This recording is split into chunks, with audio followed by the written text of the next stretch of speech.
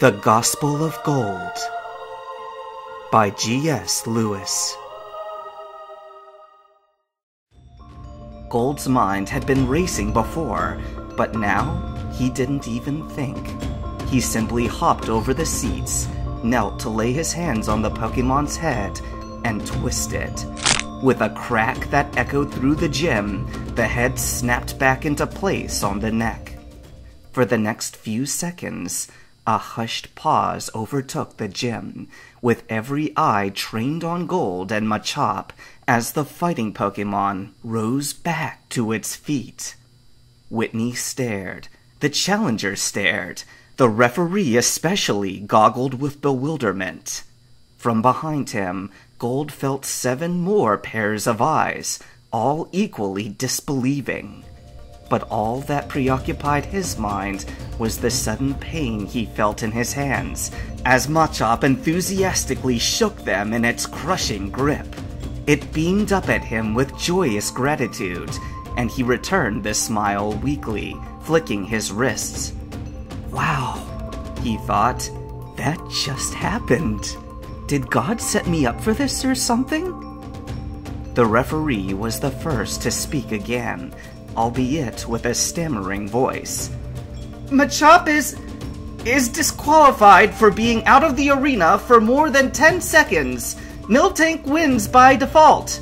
This match goes to Whitney of Goldenrod City. Machop's trainer made a face that wavered between frustration at his loss and relief that his Pokemon wasn't dead. By all rights, that last impact should have killed it. He raised his arm, and a red beam shot out of his Pokeball, recalling Machop inside. With a last, wondering look at Gold, he retreated through the same doors from which he had entered. Gold stood alone, still feeling the stares of the gym trainers upon him. Now what? He wondered in his mind. This is awkward. Maybe I should go after that guy. He had only taken a few steps toward the spectator exit when Whitney's voice called out to him. Hey, you! He stopped and turned. Whitney's chest was heaving, and her fists were clamped tight. Where is it? She demanded, her face pale but angry. The potion you used!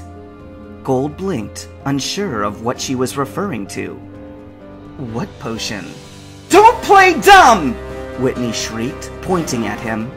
Audience members aren't allowed to interfere in Pokemon battles! I know you must have used a spray potion, so where is it? Gold felt his jaw drop. A spray potion? He asked incredulously, indicating at the crumpled metal seats and the chipped concrete where Machop had been. His neck was broken! You all heard the crack! Do you think a couple pumps of chemicals fixed that? Whitney paused, with her finger upraised, then seemed to find her voice again. You know what? It doesn't even matter. She pulled a phone out of her pocket and began tapping furiously on it with her thumbs. I know who you are. Leader Bugsy told me all about you. Girls! She glanced up at the gym trainers behind him. Don't let him out of here! And one of you, look for that spray potion bottle! Gold watched, stupefied, as Mika directed her Snubbull to block the exit, and 3 other girls released their own Pokemon against him. You're holding me prisoner? He cried. For restoring a Pokemon to life? He looked to Mika, his hands upraised defensively. She cowered back from him, as if she expected him to strike her. You were just asking me to see this! We're not holding you prisoner, said Whitney, snapping her phone closed. Goldenrod PD will do that when they get here. As it turns out, you're wanted for disrupting League Trainer activities multiple times, and you're suspected of conspiring with Team Rocket. I'll be adding gym battle interference to that list. What? Gold felt himself go lightheaded as a wave of dizziness swept over him.